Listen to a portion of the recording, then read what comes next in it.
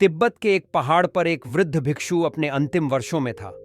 उसका चेहरा शांत था, आंखों में कोई डर नहीं और सांसें इतनी धीमी जैसे समय भी उसके साथ रुक गया हो। एक युवा साधक ने उनसे पूछा, गुरुदेव, आप इतना शांत कैसे रहते हैं? वृद्ध भिक्षु मुस्कुराए और बोले, मैंने केवल एक चीज सीखी है, सांस को गिनना। वो साधक हैरान हुआ, क्या सिर्फ सांस गिनने से मन शांत हो जाता है?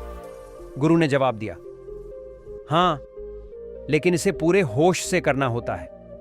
अब मैं तुम्हें वही तकनीक दे रहा हूं जिसे आनापानसति कहते हैं। बैठ जाइए, आंखें बंद कीजिए। अब श्वास को बिल्कुल ध्यान से महसूस कीजिए, बिना उसे बदले, बिना कुछ जबरदस्ती किए। अब गिनती शुरू कीजिए। जब श्वास भीतर जाए 1, जब श्वास बाहर आए 2, फिर अंदर 3, बाहर 4 और ऐसे ही 10 तक।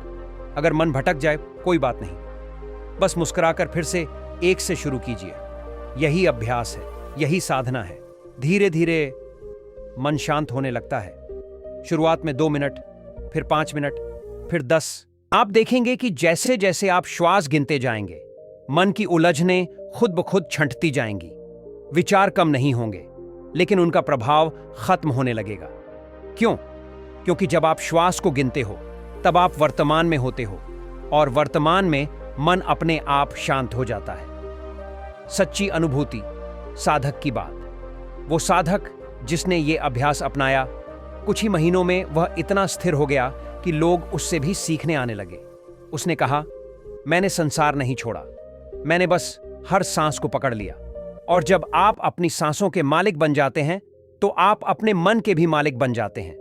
अगर ये कहानी, ये अभ्यास आपके भीतर की बेचैनी को थोड़ा भी शांत कर सका हो तो इसे किसी प्रिय तक जरूर पहुंचाइए। शायद उसे भी एक ऐसी तकनीक की जरूरत हो जो बिना किसी शब्द के मन को शांति दे सके।